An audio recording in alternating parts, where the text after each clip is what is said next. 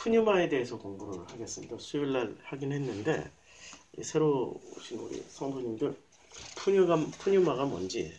자, 마가복음 1장에 보면은 마가복음 1장에 예수님이 이제 세례를 받으러 가세요. 나는 너희에게 물로 세례를 베풀었거니와 예수는 너희에게 성령으로 세례를 베푸시리라 라고 이렇게 말씀을 하고 있죠. 근데 이 성령이란 단어가 여기서 보면은 이제 성령이 비둘기 같이 하늘에서 내려오심을 보고 이 성령이란 단어가 이게 푸뉴마입니다. 한글로 읽어주시면 돼요. 그냥 이게 발음 푸뉴마입니다. 성령이란 단어가. 근데 이 성령이란 단어가 푸뉴마인데 이 푸뉴마가 그 성령으로만 번역되는 게 아니에요. 보시면 마가복음에 푸뉴마가 이제 여러 개로, 그러니까 여러 뜻으로 번역이 가능한 게 이 푸뉴마입니다. 마가복음 1장 23절에 보면 똑같은 푸뉴마잖아요. 이게 헬라어를 가르쳐 드리면은 요거 파이라고 읽죠. 파이. 우리가 알파와 오메가 파이, 이게 파이. 이게 영어로는 N 발음이 나요. 요게 이제 E하고 똑같아요. U하고 똑같고 요게 M이에요. 영어의 M. 요게 A고 요게 이제 T고, 그 거의 영어의 그 알파벳이 헬라어에서 많이 가져왔기 때문에, 그래서 요걸 N으로 읽으면 푸, 뉴, 마.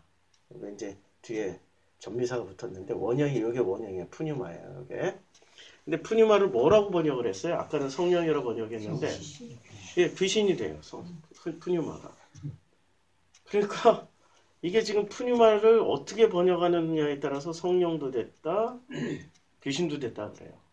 근데 귀신이 될 때는 이게 귀신이라고 번역하지 말고 그냥 푸뉴마, 여기 더러운이 붙으면 귀신이 돼요. 더러운 푸뉴마 이렇게 읽자고요. 성령도, 자 이제 또 성령 1장 12절에 보면은 이것도 성령이죠. 푸뉴마인데 똑같은 푸뉴마잖아요. 푸뉴마. 똑같은 푸뉴마인데 이때는 성령이라고 번역을 했단 말이에요. 1장 12절에서. 근데 1장 27절 넘어가면은 다 놀라 서로 물어 가로되 이는 어찌미뇨 권세 있는 새 교훈이로다 하고 새 교훈이로다 더러운 귀신들을 명한즉 순종하는도다. 그건 뭐죠? 푸뉴마죠. 이거 똑같이 원형. 푸뉴마죠. 그러니까 푸뉴마를 지금 성령으로도 번역하고 귀신으로도 번역을 하는 거예요. 그러면 이 푸뉴마라는 말이 정말로 어떤 영을 말할까? 이걸 이제 또 살펴봐야 되죠. 마가복음 2장 8절에 보면 저희가 속으로 이렇게 의논하는 줄을 예수께서 곧 무엇에 하세요? 중심에 하시고. 푸뉴마는 또 뭐로도 번역이 돼요? 중심으로도 번역이 돼요. 그 푸뉴마가 번역이 세 가지로 번역이 되죠. 성령으로 됐다, 귀신도 됐다, 중심으로도 번역이 돼요. 그 다음에 3장 11절에 가면은 귀신들, 푸뉴마가 또 귀신으로도 번역이 됐다. 그 다음에 푸뉴마가 영으로도 번역이 돼요. 누구든지 성령으로, 영. 자, 근데 영으로 번역될 때는, 귀신으로 번역될 때는 항상 푸뉴마에 어떤 수식어가 따라다니면 더러운 영, 아니 더러운 푸뉴마. 그러면 귀신으로 번역을 해요. 근데 깨끗한 푸뉴마는 성령으로 번역을 해요. 여기서 보면 하기오스가 붙죠. 요게 이 알파벳 A에 요 땡땡이 있으면 H를 읽어요. 하기오스. 요거는 쉽죠? 여기가 IOS니까 하기오스. 근데 하기오스가, 자, 기저귀 하기스. 예. 하기스라는 게 무슨 뜻인지 아세요? 하기스가 깨끗한, 순수한. 예. 그러니까 하기스가 헬라어에서 온 말이에요. 하기오스. 그래서 이거 클릭하면 안 돼요. 성령 계속 이거 따라가야 돼요. 자, 마가복음 3장 30절에 보면은 요게 푸뉴마예요. 대문자. 요거는 대문자로 썼고 푸뉴마 원형이 푸뉴마에는 요 귀신이라고 번역을 했는데 요때는 뭐가 붙어요? 더러움. 그러니까 하기오스 깨끗함이 붙으면 성령이 되고 더러운 푸뉴마가 되면은 귀신으로 번역을 하는 거예요. 그리고 푸뉴마 자체로는 중심, 우리 사람의 중심이 되기도 하고요.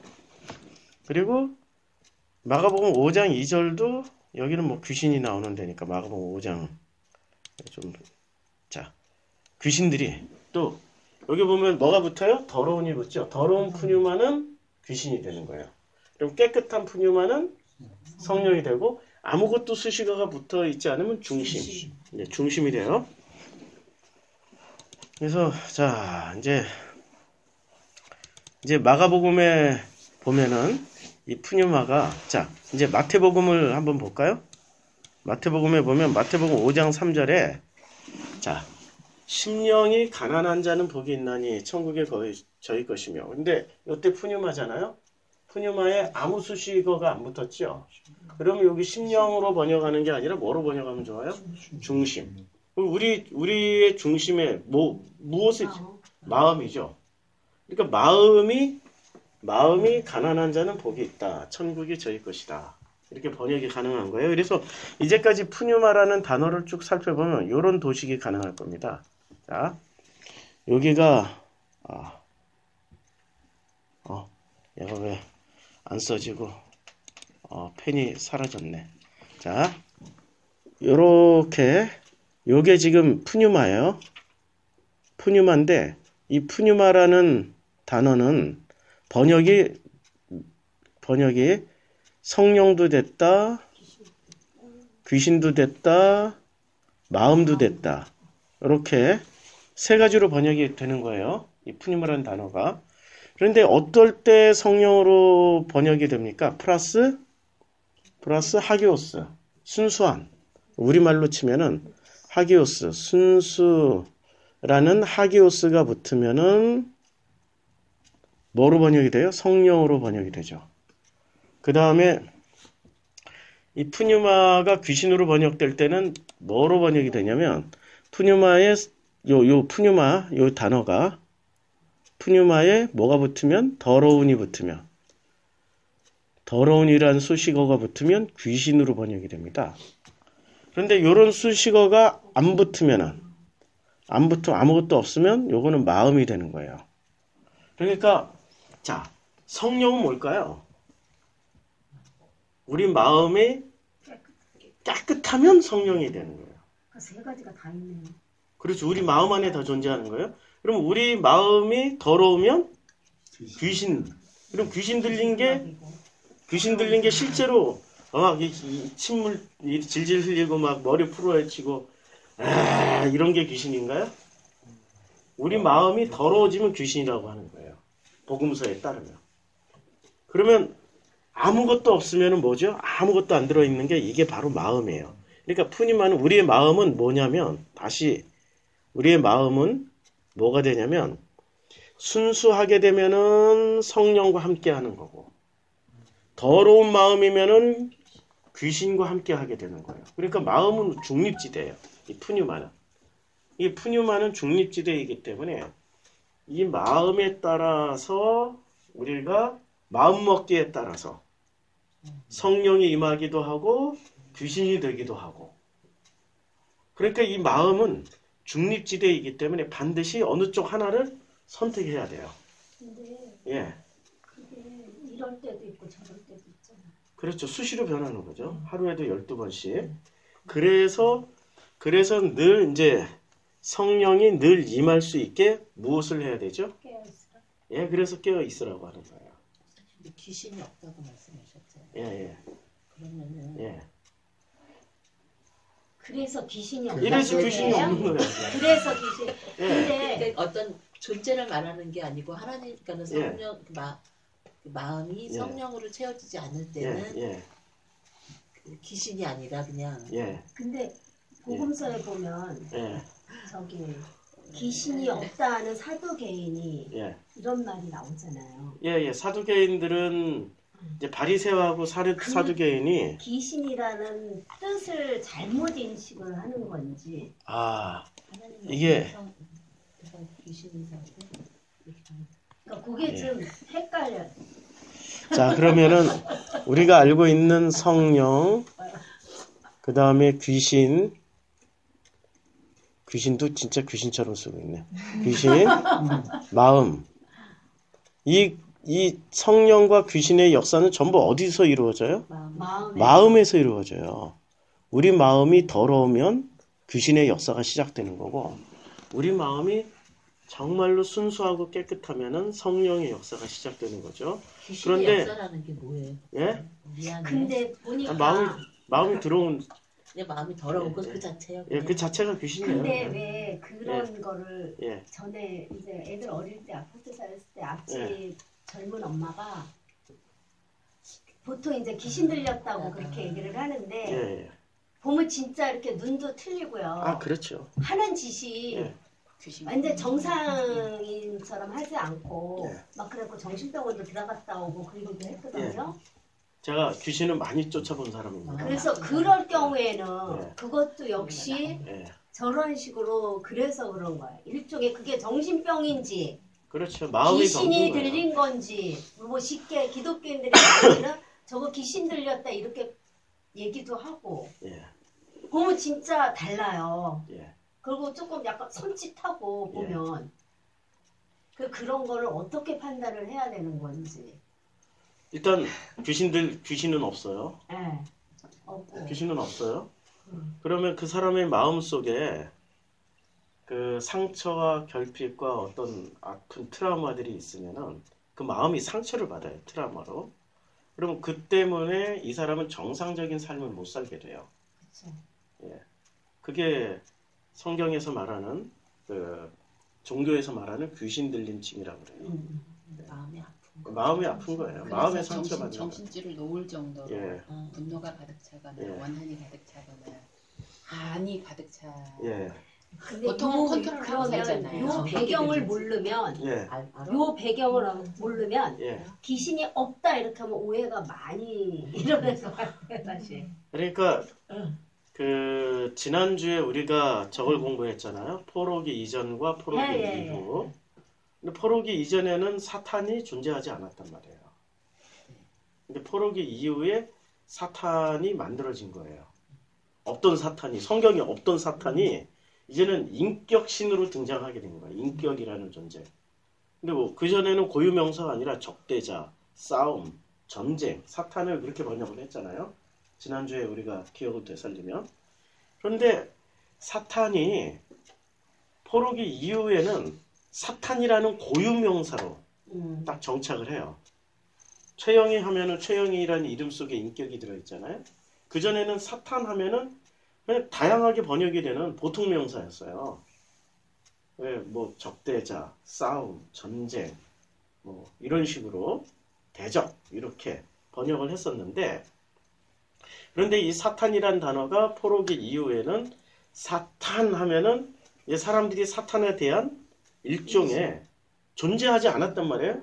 포로기 이전에는. 그런데 사탄 하면은 이제 우리가 뿔 나고 무슨 뭐 이렇게 이상하게 무섭게 생기고 사람들을 해악질하는 이런 존재로 우리 머릿속에 탁 박혀 있단 말이에요. 근데 본래 존재하지 않았던 없었던 존재예요. 그러니까 용은 존재하고 있나요? 용도 아니라고. 용도 존재하지 않는데 우리는 용이라는 것을 하도 많이 보니까 용 하면은 용을 그릴 수 있잖아. 상상도 되잖아. 뱀처럼 길고 비늘이 덮여 있고 수염 나 있고 이렇게 입에는 뭘 물고 있고 여의조 같은 동글동글한 거 물고 있고 뭐 이런 거 우리 용 그려지잖아요. 그럼 봉황은 존재하지 않잖아요. 근데 봉황 하면은 봉황이 머릿속에서 그려지잖아요. 없는데 있는 것처럼 우리는 믿고 있단 말이에요. 그리고 사탄도 마찬가지란 말이에요. 없어요. 근데 믿고 있어요. 귀신도 마찬가지예요. 없어요. 근데 믿고 있어요. 우리가 두려워하는 것 중에 마귀 귀신 사탄들은 우리가 그 죄짓거나 사탄, 귀신, 그럴 때 뭐. 지옥으로 끌고 가려고 하고 예. 그래서 두려움에 빠져 있잖아요. 그렇죠. 근데 이제 저거를 번역을 할 때 그러면 예. 깨끗한 영, 더러운 영 이렇게 깨끗한 마음, 깨끗한 더러운 더러운 마음 이렇게 번역을 했으면 그렇죠. 그게 더 잘 들어오지 않았을까? 그런 의도로 썼는데 응. 번역을 그러게. 성령, 네. 귀신 이렇게 그러니까 번역을 참 해버린 어려운 거예요. 거예요. 예. 이게. 깨끗한 그리고 마음. 성령 받았다 그러면 막 어떤 이렇게 형상이 나타나갖고 막 뜨겁고 어쩌고 예. 이래야만 그게 또 성령이다. 뭐 아니면 뭐 방어를 한다 그래서 뭐 성령을 받았다 예. 이런 오해 참 그렇죠. 헷갈리더라고요. 그게. 이원론을 만든 가장 예. 큰 이유가 있나요? 저기. 이혼을 아주 근본적인 질문을 하셨어요. 자, 이혼은 이제 결국에는 이 모든 게 다 이혼론에서 나온 거예요. 이혼론이 있잖아요. 지금 2500년 전 그리스가 전세 이 세계를 유럽 일대를 통일을 했단 말이에요. 그 다음에 로마가 세계를 또 그 후에 지배를 하고 그리스 로마 통치 기간을 다 합치면은 1500년이 넘어요. 거의 이 나중에 그 신성 로마 제국까지 합치면은 거의 뭐 한 2000년 동안은 이혼론이 지배를 하고 있었어요. 그리고 그 후에 서구, 그러니까 이 영국, 스페인 군대가 전 세계를 또 다 지배를 했단 말이에요. 근데 그들의 철학은 이혼론에 바탕을 두고 있어서 이혼론에 바탕을 두고 있는 거죠. 자, 이혼론이면은 뭐가 가능해지냐면 인디안들을 사람이잖아요. 원주민들이란 말이야. 우리 한국 땅에 들어오면서 우리 한국 사람들을 싹 다 죽이는데 이혼론이면 죽일 수 있을까요? 이혼론이면 죽일 수 있을까요? 이원론입니다. 이혼론 저거 마귀 사탄이야. 죽여 하면은 그렇죠. 마귀 사탄을 멸하기 위해서 기독교 군대가 와서 싹 쓸어버리는 거예요. 이게 이혼론은 아주 무서운 전쟁 논리가 되는 거예요. 십자군 문제. 그렇죠. 십자군처럼. 십자군이 그래서 이슬람도 이혼론이에요.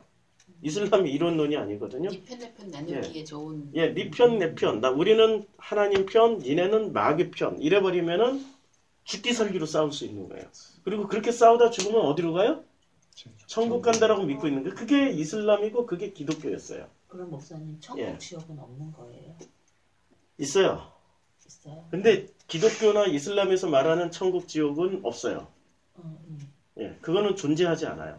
아니, 그런데 가면은 물리적으로 존재하지 않는다는 예, 말씀이세요? 그런 논리적으로 그렇게 말하자면 이슬람에서 말하는 천국은 어떤데요? 여인들이 예, 많고. 이렇게 이제 폭탄 벨트 차고 탁 터트리면 그 순간 죽는 순간 천국 가는데 천국 가는 순간 사람을 많이 죽이면 그 남자의 주변에는 하늘 천국에서 보상으로 뭘 줘요? 여자, 미인 여자. 여자를 몇 명 줘요? 많이 20명 뭐 많이 죽이면 30명.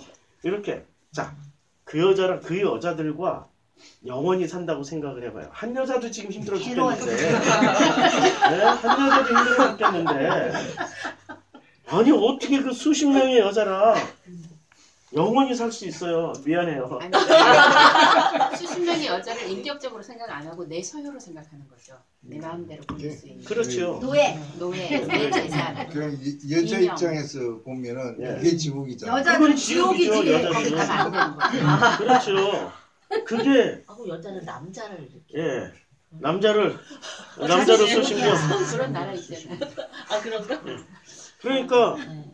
이게 지금 그것만 생각해도 거기가 천국일까라고 생각하면 그런 천국은 안 그래. 내 성경에 없는 욕심에서 거예요. 만들어낸 예. 환상의 곳 아니에요? 그렇죠. 그래서 진짜 천국은 어떤 데냐? 내 마음이 자 진짜 천국을 가르쳐 드릴게요. 예. 아주 중요한 건데 내 마음이 깨끗한 상태로 성령이 임했으면은 깨끗한 마음이 그대로 깨끗한 마음들끼리 모여 있는 데가 천국이에요. 거기 예. 장소적인 개념. 거기 가고 싶다고? 근데 거기가 어디냐고 장소적인 아니 개념이 그게 아니고요 목사님. 예. 좋다 나쁘다는 예. 저희가 인간적으로 이런 그렇죠. 기준을 판단을 할 수는 없잖아요. 우리 오면서 좀 비슷한 얘기를 하고 아 온것 그랬어요? 같아요. 그래서 예. 근데 좋다 나쁘다는 예. 인간적으로 이렇게 우리가 판단할 수 있는 게 아닌데 그 깨끗한 마음이라는 건 하나님과 이렇게 그러니까 그 어떤 그 마음적으로 주님을 만나는 그 마음을 깨끗한 마음이라고 말씀하시는 거예요. 그래서 내 마음이 깨끗한지 더러운지를 알 수가 없잖아요. 그러니까 모든 기준이 어디 있냐면 하나님한테 있는 거예요. 하나님이 나와 함께하고 있으면 깨끗한 마음이 되는 거예요. 하나님이 나와 함께하고 있지 않으면은 그 자체가 더러운 마음이 되는 거예요. 마음은 언제나 어느 편에 속해 있어야 돼. 이게 중립으로 영원히 존재할 수가 없어요. 이 마음이라는 거. 성경에서 그래서 이 마음은 언제나 더러운 쪽에 서 있든지 순수한 쪽에 서 있든지 둘 중에 하나를 선택할 수밖에 없어요. 그래서 귀신 하나를 쫓아내요. 누가복음에서 귀신. 쫓아냈는데 깨끗하게 그 마음이 그게 마음 얘기예요. 마음이 깨끗하게 청소되고 소지가 돼 있어. 이제 텅 비어 있단 말이에요. 그런데 귀신들이 이렇게 다니다 보니까 와 여기 너무 깨끗하게 청소하고 비었네. 그래서 그 나갔던 놈이 7 귀신을 데리고 또 들어와요. 그러니까 이 마음은 있잖아요. 중립으로 있을 수가 없는 거예요. 텅 비어둘 수가 없는 거죠. 왜냐하면 마음이 뭐냐면 우리 마음이 곧 진짜 나예요. 우리는 전부 다 마음 가지고 살아간다고 그러는데 그게 아니에요. 지금 다 겉사람. 바울이 뭐라고 그래요? 겉사람과 속사람으로 분류를 하죠. 겉사람과 속사람으로 분류하는데 속사람이 깨어나는 게 그게 바로 거듭남이에요. 이게 요한복음 3장에 니고데모하고 예수하고 대화가 이제 이어지는데 니고데모하고 예수하고 요한복음 3장에서 이제 니고데모가 뭐라고 얘기했냐면 주님이 그냥 기선제압을 해버립니다. 예수께서 대답하되 3절 진실로 진실로 내게 이르노니 사람이 거듭나지 아니하면 하나님 나라를 볼 수 없느니라 라고 말씀하세요. 거듭나야 되는 거예요. 그러면 뭐로 거듭나야 되는 거죠? 예, 물과 성령으로 거듭난다고 하는데 가치관이 바뀌어야 돼요. 예, 아주 심플해요. 푸뉴마를 기점으로 하면은 더러운 마음에서 깨끗한 마음으로 거듭나야 되는 거예요. 이게 바로 물과 성령으로 거듭난다는 뜻이에요. 자, 성령이 뭐죠? 성령 우리 공부했잖아요. 깨끗한 마음으로. 예, 성령이 깨끗한 마음이잖아요. 저걸 항상 그렇게 유지할 수는 없잖아요. 예? 우리가 우리 마음을 들여다봤을 때 예. 항상 깨끗한 마음으로 네. 갈 수가 없다 이거예요. 그래서 마음을 지키고 그래서 그러네요. 자, 그래서 깨끗하다, 더럽다라는 기준을 배워야 되는 거예요. 우리가 생각하는 더럽다는 어떤 마음이에요? 탐심, 욕심, 누구 미워하고 질투, 죽이고 싶어 미움, 있고, 분노. 용서 못하고 우리 마음에 이제 마음에 뭐를 담고 있어야 깨끗한 마음이 될까요? 이제 굉장히 깊이 들어가는데, 자, 우리가 깨끗한 마음, 더러운 마음이라고 할 때 이 마음에 이제 탐심,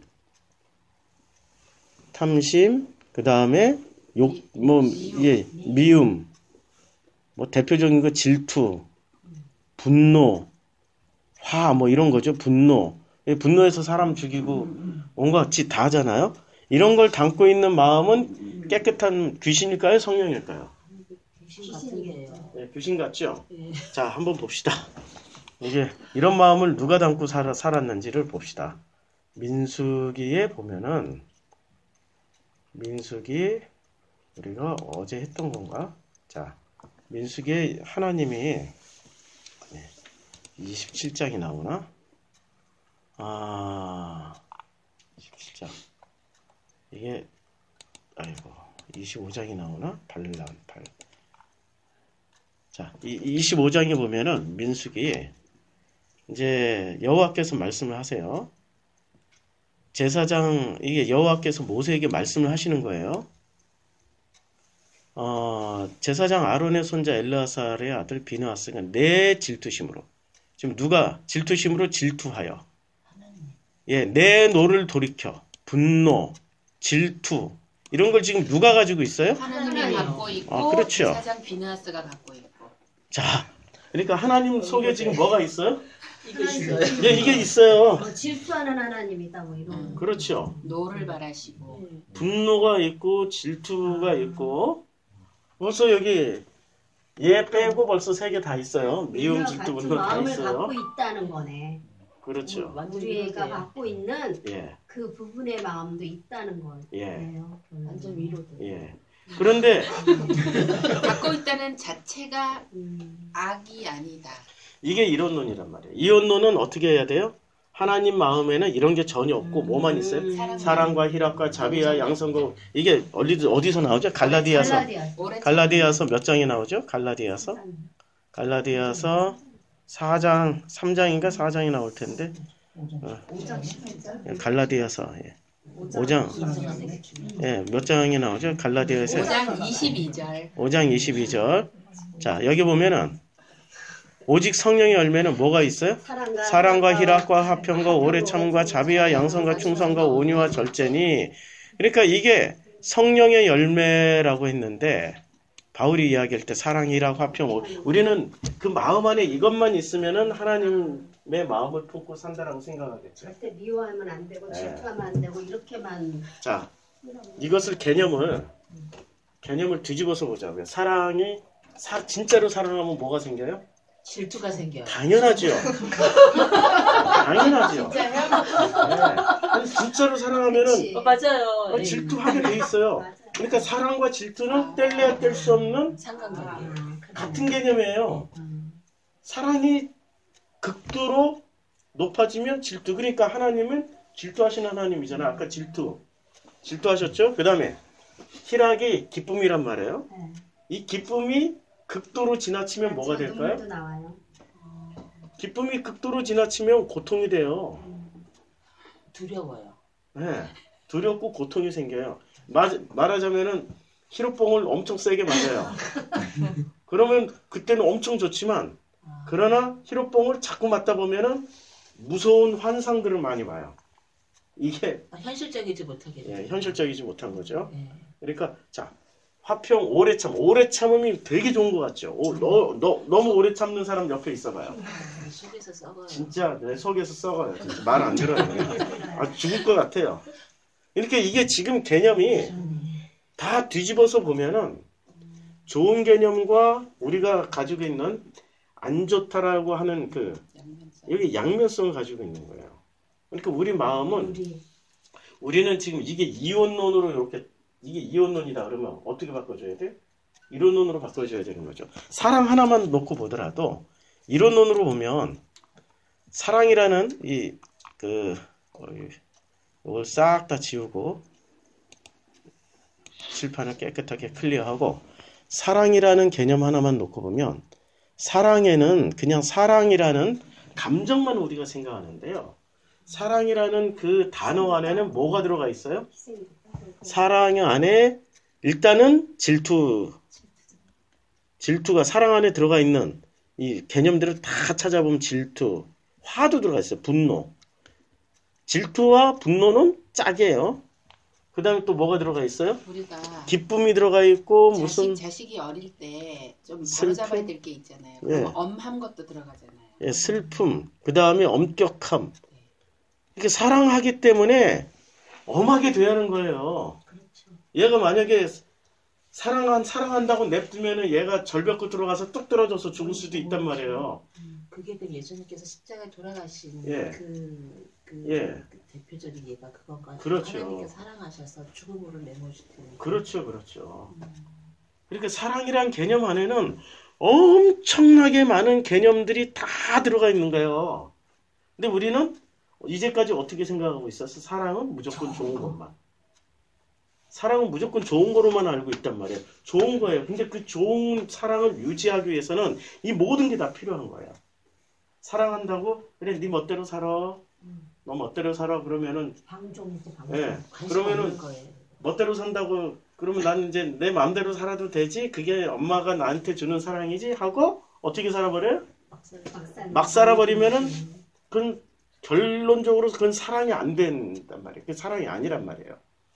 사랑 안에는 굉장히 다양한 인류의 희노애락이 다 담겨 있는 거예요. 불교가 뭐라고 그래요? 불교는 무념무상이라고 계속 빼잖아요. 마이너스만 하잖아요.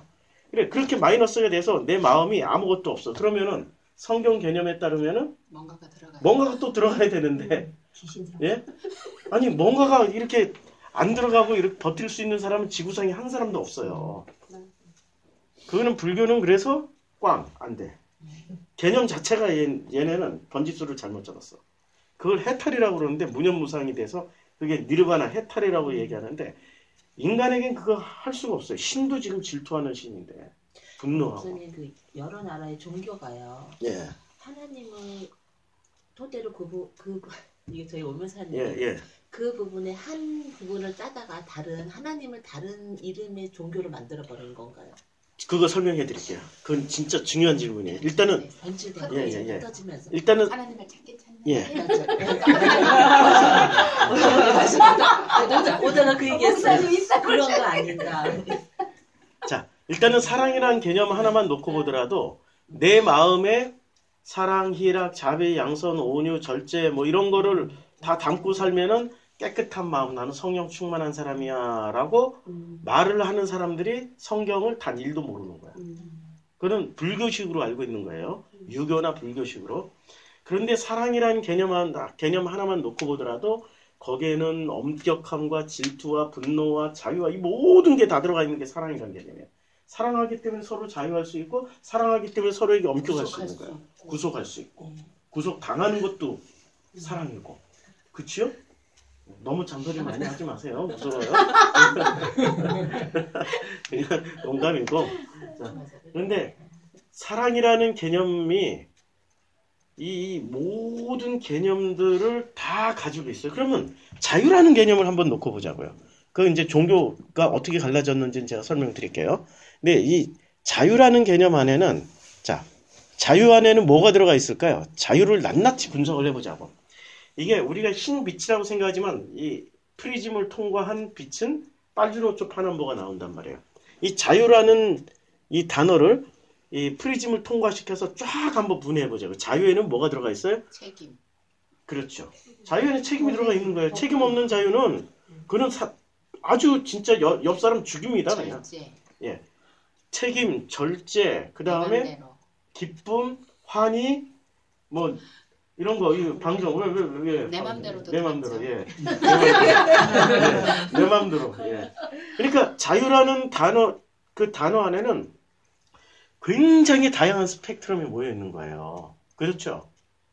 근데 우리는 전부 다 어떤 식으로 생각했어요? 자유? 마음대로. 자기 개념대로 난 자유야. 간섭도 하나도 없는 뭐 간섭도 하나도 없는 그 자유야.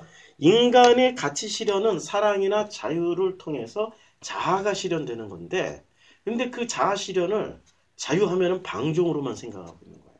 책임감 없이 마구 그냥 내 뜻대로만 살아가는 거. 그건 자유라고 말을 할 수가 없죠. 자유 안에는 그 책임감, 그 자유하기 때문에 그 자유를 가지고 뭐를 해야 돼요? 사랑하게 되고, 자유하니까 미워도 할 수 있고, 자유하니까 화도 낼 수 있고, 자유하니까 기뻐할 수도 있고, 자유하기 때문에 행복할 수도 있고, 자유하기 때문에 불행하다고도 불행을 향해서도 갈 수 있는 거예요. 자유하기 때문에. 예. 자유하기 때문에. 여자 놔두면 칠판 안 보여요. 목사님 보여요. 예. 자기 이제 일어났네요.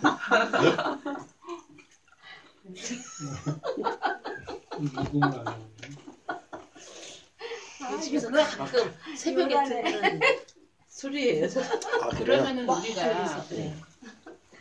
사랑이나 자유나 빛 안에 있는 좋은 것처럼 이것만 생각했는데 이 안에는 우리가 생각하는 빛도 우리 다 마음에 들어있고 다 있네. 어둠도 다 들어있는. 그러니까 저는 이런 눈으로 생각드리면 예전에 그러니까 아수라 그게- 백작 있잖아요, 목사님. 예? 오면서 예. 아수라 백작. 예, 아수라 이렇게 해서 백작. 반은 하얗고 그렇죠. 반은 까맣고. 그렇죠. 그게 한 사람 안에 사람인데. 두 인격이 공존하는 거지. 그걸 아수라라고 그래요. 그게 어디서 나온 개념이냐면 힌두교에서 나온 개념이에요. 힌두교에 아수라가 존재해요. 그래요? 예, 힌두교에. 아수라라는 어떤 개념은 의미로 그걸 한 인격 안에 선과 악이 있는 거예요. 예. 예, 그게 아수라예요. 그 이런 원이에요, 그럼 그게. 아니요. 아니죠, 아니에요. 이혼은. 예, 그게 이혼. 자, 힌두교는 누가 만든 종교일까요? 이제 이혼론은 어디서부터 출발한 걸까요? 이혼론은. 자, 이혼론의 기원을 보자고요. 예, 이혼론의 기원론을 보면은, 자, 이혼론은 누가 만들었을까요? 이혼론을 좋더라. 예, 조로아스터교. 그럼 조로아스터교를 만든 사람들이 어느 나라 사람들이에요? 페르시아 사람들이죠. 페르시아 사람들의 그 인종이 뭐냐면 아리안이에요. 아리안족은 예, 아리안족이에요. 자, 아리안족인데 히틀러가 2차 세계대전을 일으킬 때 유대인을 왜 멸살을 했어요? 유대인을 멸살한 이유, 유대인을 다 학살한 이유, 아리안족의 순수 혈통을 지키기 위해서. 자, 뭐 찾았어요? 아수라가 아우라 마즈다네요. 예, 똑같은 예. 아우라 마지다. 신 이름이에요, 그게. 조로아스터네요. 예, 조로아스터교. 자, 근데 이 아리안족이 만들어낸 대표적인 철학, 종교가 이 조로아스터교예요. 조로아스터교는 누구를 숭배하냐면 아우라 마지다라는 신을 숭배해요. 그러니까 아리안족의 발음으로는 아우라 마지다고, 이게 이제 이 아리안족이 만들어낸 대표적인 이 지구상을 지배할 수밖에 없는 철학을, 이혼론을 만들어낸 사람들이 아리안족이에요. 근데 이 아리안족을 히틀러가 놀랍게도 아리안족의 순수 혈통을 지키기 위해서 유대인을 멸절을 해요. 그리고 게오르그의 소설 25시 혹시 읽어보셨나요? 게오르그의 25시에 보면은 아리안족의 순수한 혈통을 찾아다니는 독일 군들은 묘사를, 거기 소설 전체가 아리안족, 게오르그의 소설에 그 노벨 문학상 탔어요. 그러니까 아리안족의 순수 혈통을 지키기 위해서 그 아리안족의 순수 얼굴을 찾아 나서기 위한 이 독일인들의 노력을 이 소설에 써놓은 거예요. 근데 이 아리안족이 인류 문명의 기원이라고 생각을 하는 거예요. 인류 문명, 문화의 기원이 아리안족이야 라고 생각을 하는 거예요. 그 히틀러가. 그리고 독일 사람들이. 그러면은 이 아리안족은 어디서 많이 살까요? 아리안족이 다 모여서 사는데. 인도가 많이 산다고 저도. 예, 다 모여서 사는 데를 지도를 보면요. 여기 지도를, 우리는 성경 공부할 때 지도를 항상 이렇게 좀 띄워놔야 돼요. 아리안족이 제일 많이 모여서 사는 데가 어디냐면, 여기가 지금, 여기가 이란이에요. 여기가 아프가니스탄이고, 여기가 이라크, 이란, 아프가니스탄, 여기가 아프가니스탄, 그 다음에 뭐 카자흐스탄 이렇게 되는데, 이 아리안들이 제일 많이 모여서 사는 데가 여기 있는가, 이란. 이란을 영어로 한번 읽어보세요. I-R-A-N. 예, 이란을 영어로, 그 미국식 영어로 한번 읽어보시겠어요? 이를 어떻게 읽어요? 아이란 이렇게 읽죠. 아이란 이렇게 읽죠.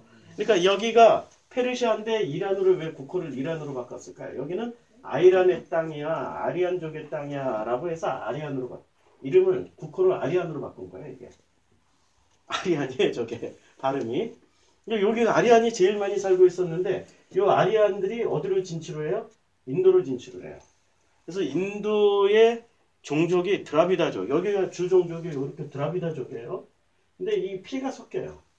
그래서 인도의 주종족은 아시아 사람들인데, 인도 사람들 보면 생긴 게 전부 서양인들처럼 생겼죠. 예. 그러니까 아리안족이에요. 인도 전체가 아리안족이 돼버린 거예요. 그러니까 이 종교가 어디로 갔냐면은 조로아스터교가 여기로 들어가서 힌두교가 된 거예요. 발음이 이렇게 인도어 산스크리트어하고, 인도가 산스크리트어잖아요.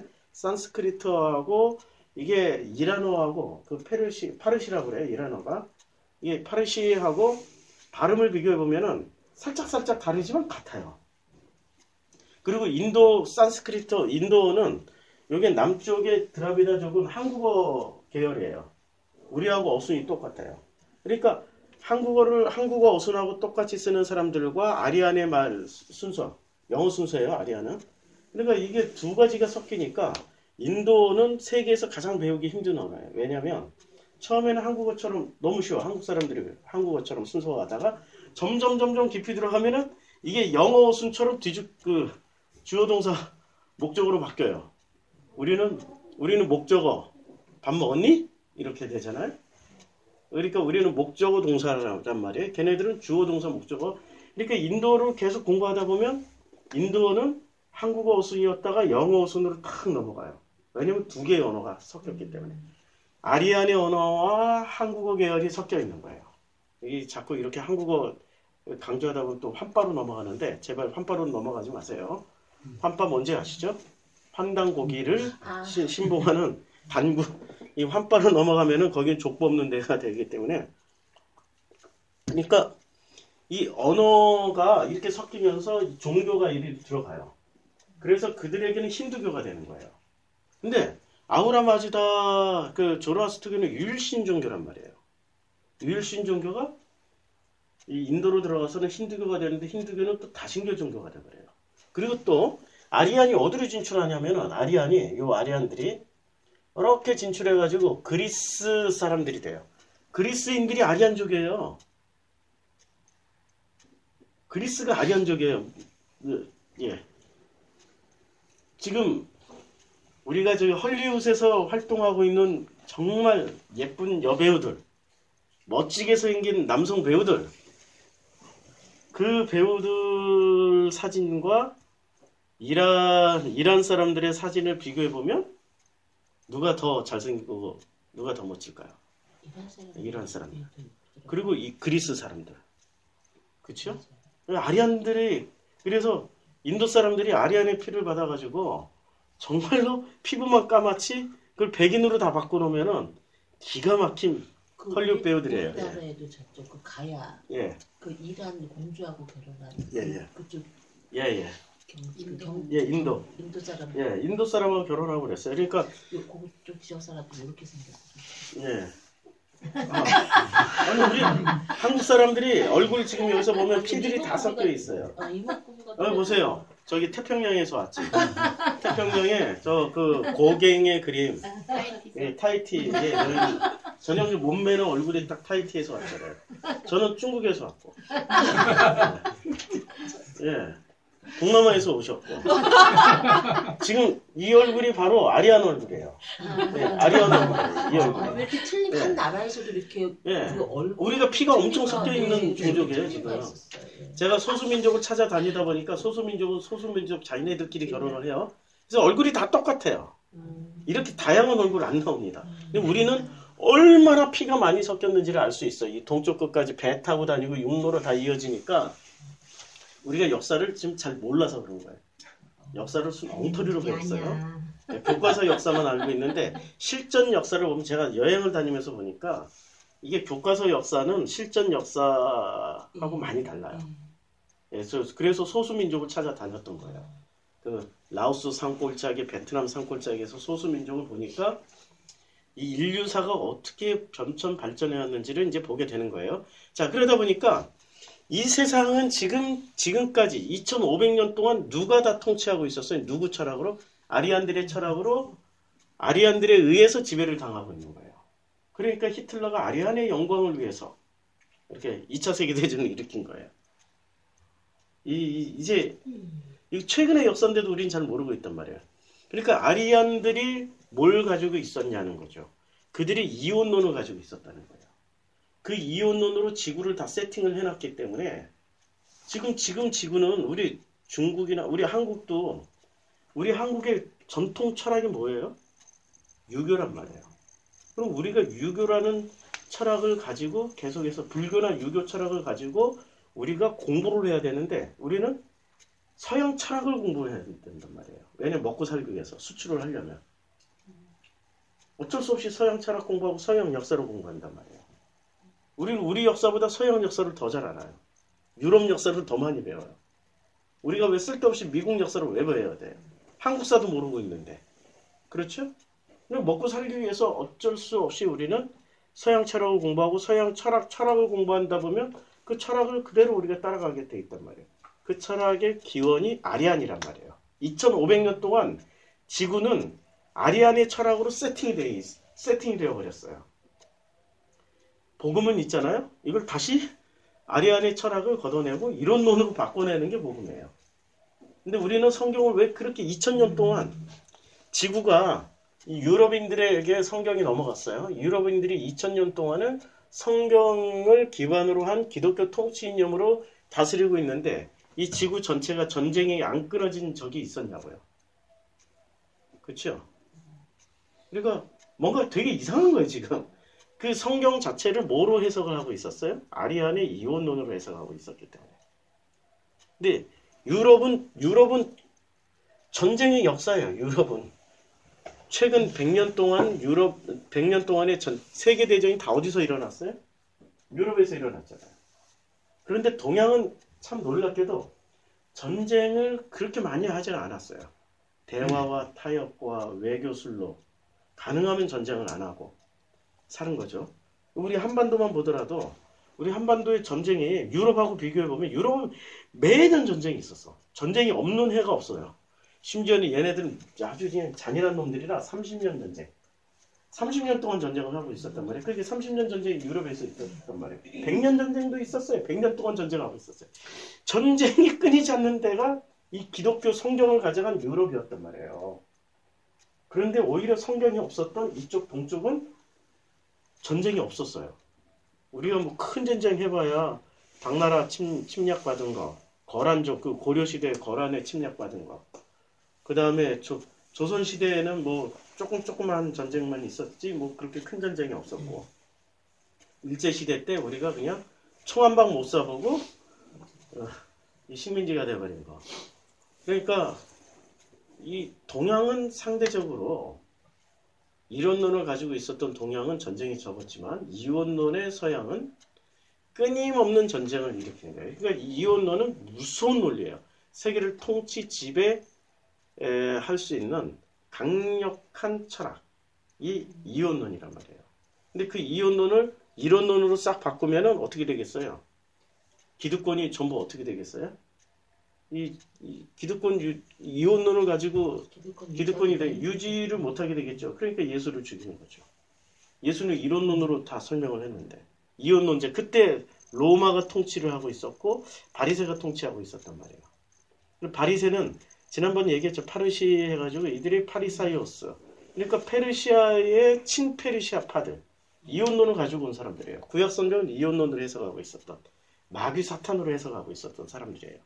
그러니까 그들이 예수를 죽일 수밖에 없는 거죠. 그래서 자 여기까지 이제 이 아리안 이원론 근원을 이제 공부를 했고 자 이제 어떻게 해서 종교가 같은 뿌리인데 어떻게 해서 나뉘었는지를 한번 볼까요? 종교 이걸 보려면 창세기 11장을 봐야 됩니다. 온 땅의 언어가 하나요? 말이 하나였어요. 그러면 자 창세기 1장부터 11장까지는 어떤 종교가 존재했을까요? 창세기 1장부터 11장까지는. 아브라함은 이후에 나와요. 12장부터 나와요. 아브라함은 11장 말에 이제 족보가 나오는데 자 보세요. 데라의 족보는 이러하다. 데라는 아브라함과 나홀과 하란을 낳고. 그러니까 여기는 지금 전혀 다른 사건이에요. 예. 창세기 1장부터 시작해서 11장까지는 하나의 언어였고 하나의 말이었어요. 하나는 어떤 종교였어요? 아담의 종교만 존재하고 있었어요. 창세기 11장이 나오기 전에 가인은 변질됐겠죠. 예? 가인은 같은 종교예요, 종교는. 내 해석이 다른 거야. 가인의 해석, 아벨의 해석만 다를 뿐이지 같은 종교였어요. 1장부터 11장까지는 같은 종교였어요. 종교가 나뉘어진 적이 없어요. 하나님의 그러니까 하나님을 이렇게 신앙하던 그 종교였어요. 예, 맞아요. 예. 예, 이해하셨죠? 네. 자, 온 땅의 언어가 하나요, 말이 하나였다라는 게 같은 종교였어요. 그리고 언어가 하나요, 말이 하나였다는 건 같은 해석을 하고 있었다는 얘기예요. 예. 우리 같은 말을 하더라도 듣는 사람이 예. 따라. 같은 말을 하더라도 다르게 이 뜻이 다르게 해석할 수도 있단 말이에요. 듣고 싶은데. 자, 전에 온 땅의 언어가 하나요? 말이 하나였어요. 그러니까 창세기 1장부터 11장 1절까지는 같은 종교였어요. 여기까지는 이해하시죠? 예.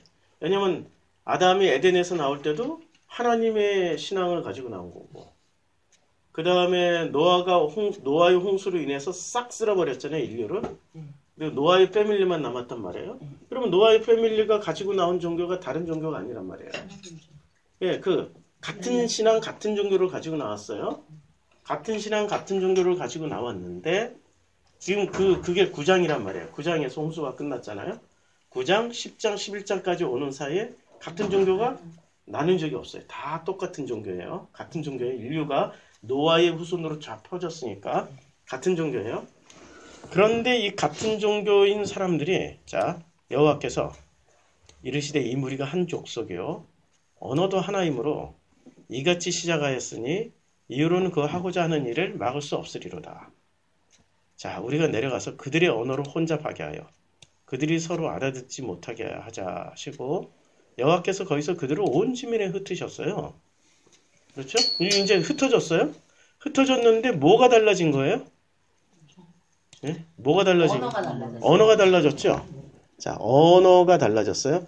언어는 다르지만 뭐는 같은 종교는 같은 종교를 가지고 다 나갔어요.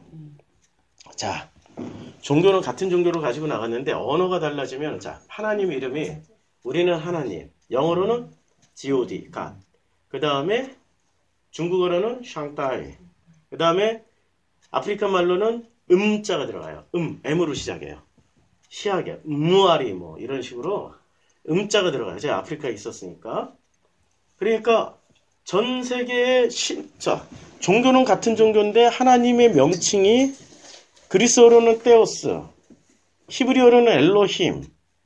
지금 서로 다 다른 언어로 쓰고 있어요. 서로 다른 여기는 엘로힘, 어디는 그 다음에 어디는 뭐 천재 이렇게 샹따이가 이 하늘 천자 천재라고 쓰잖아요. 샹따이. 그 다음에 여기서는 우리는 하나님이라고 쓰고. 자, 서로 의사소통이 안 되면은 어떻게 돼요? 같은 종교인데도 제가 다른 신을 섬기고 있네? 이렇게 되겠죠. 다른 신을 섬기고 있네? 그렇게 되겠죠? 그리고 이게 아프리카는 이렇게 동네에만 이렇게 산 하나만 넘어가면은 언어가 달라져요.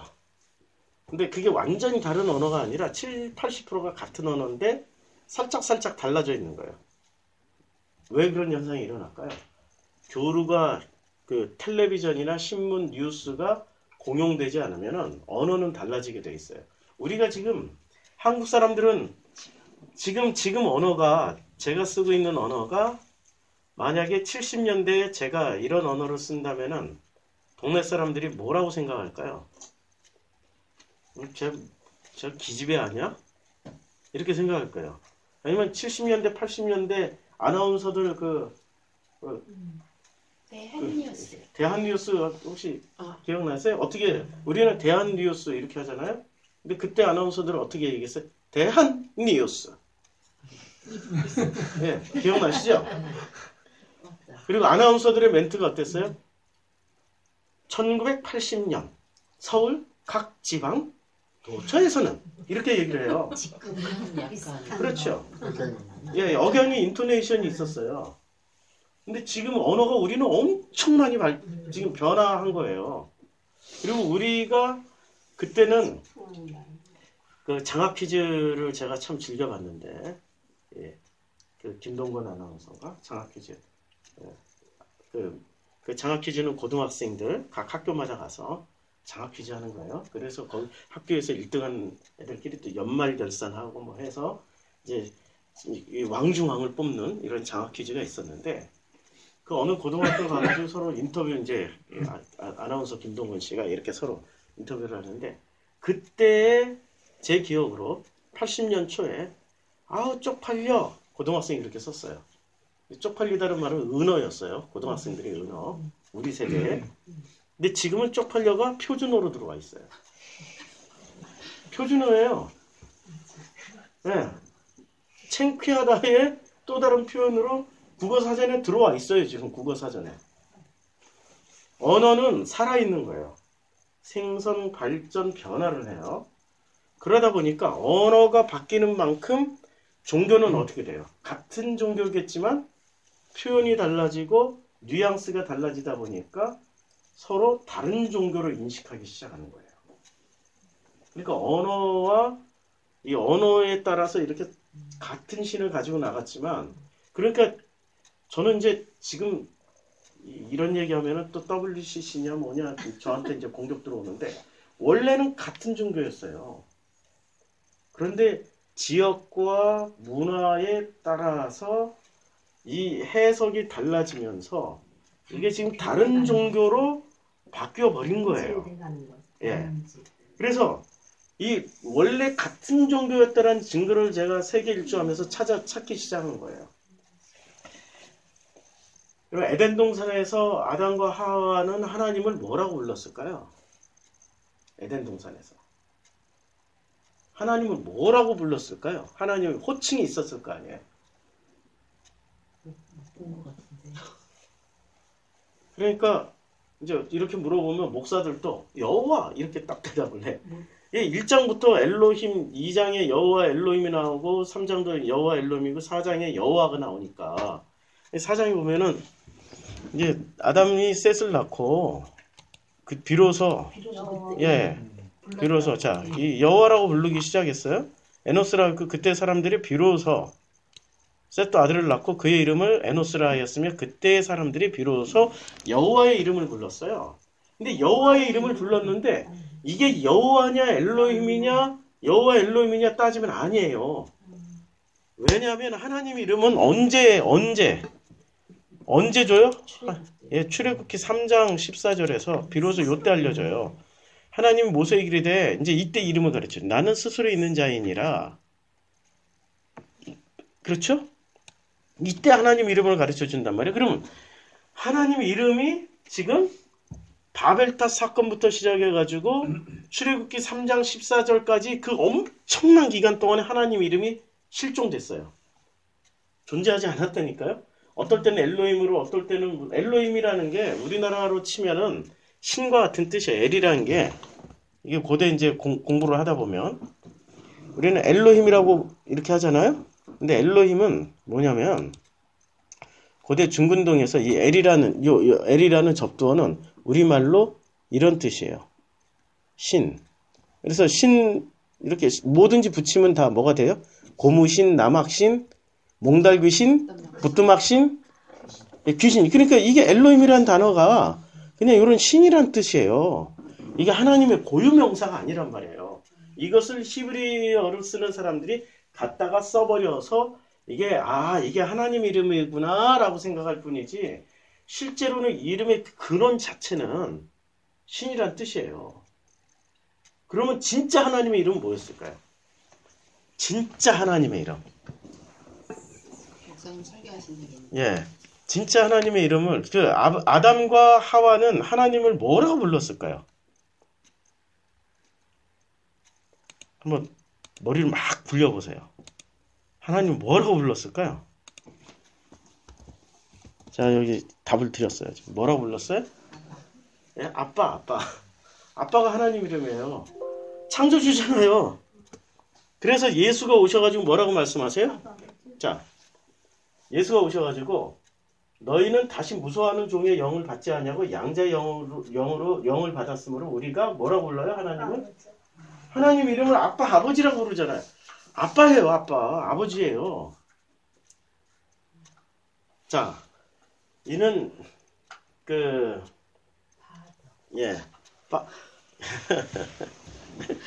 그래서 육신적인 아버지가 되게 나빴던 경험을 한 사람은 하나님이겠죠. 예, 그런 얘기 들었어. 예, 너희가 아들이므로 우리가 이제 아들이란 말이에요. 하나님이 그 아들의 영을 우리 마음 가운데 이제 성령이 오시면 하나님을 뭐라고 부를 수 있는 자격 부여를 해요? 아빠, 아버지라고 부를 수 있어요. 자, 전 세계에서 아빠라고 부르는 사람들이 몇 명이나 될까요? 아까 몽족도 그렇게 네, 전 세계에서 아빠라고 부르는 사람들이 몇 명이나 될까요? 많겠죠. 처음에 한 말에서 시작했으니까. 예, 같은 단어. 언어가 바뀌질 않았으니까 가장 늦게 바뀌는 언어가 뭔지 아세요? 엄마 아빠. 엄마 아빠는 안 바뀌어요. 예, 엄마 아빠는 안 바뀐다고요. 근데 전 세계에서 아빠라고 부르는 아빠가 무엇을 상징해요?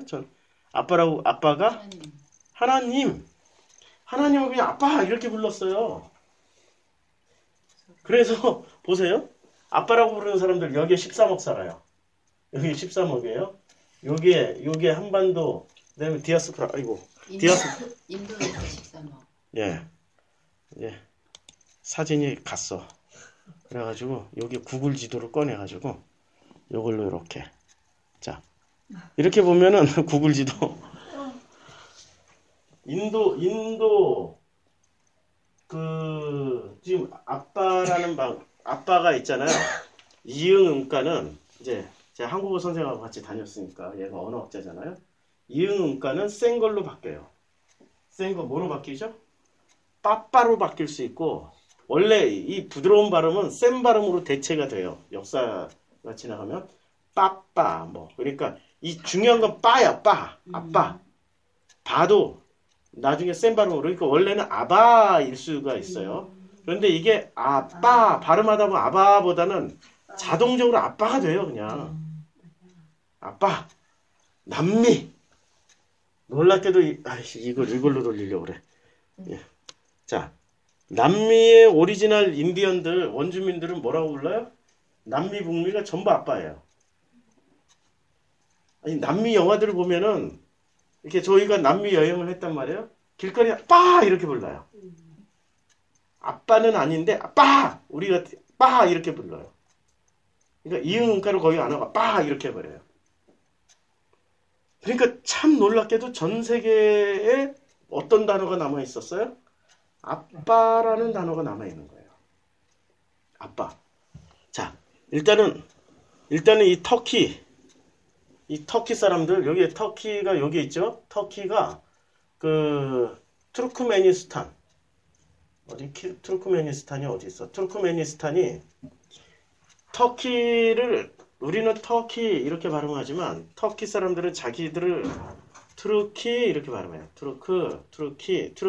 터키 사람들은 투르키라고 그래요. 투르키. 그러면 투르크메니스탄은 어떤 언어로 쓰고 있어요? 투르크메니스탄, 터키의 땅이라는 뜻이에요. 터키인들. 그러니까 터키어를 쓰고 있는 사람이 1억이 훨씬 넘어요. 전 세계에. 그들이 아빠를 뭐라고 불러줄 아세요? 아빠를? 고구려 족속처럼 아바이라고 불러요. 아바이. 북쪽 사람들은 아바이 이렇게 부르잖아요. 그러니까 아빠의 변형이 아바이란 말이에요. 아바이. 그러니까 전 세계적으로 보면 너무나도 신기하게 아빠라고 불러요.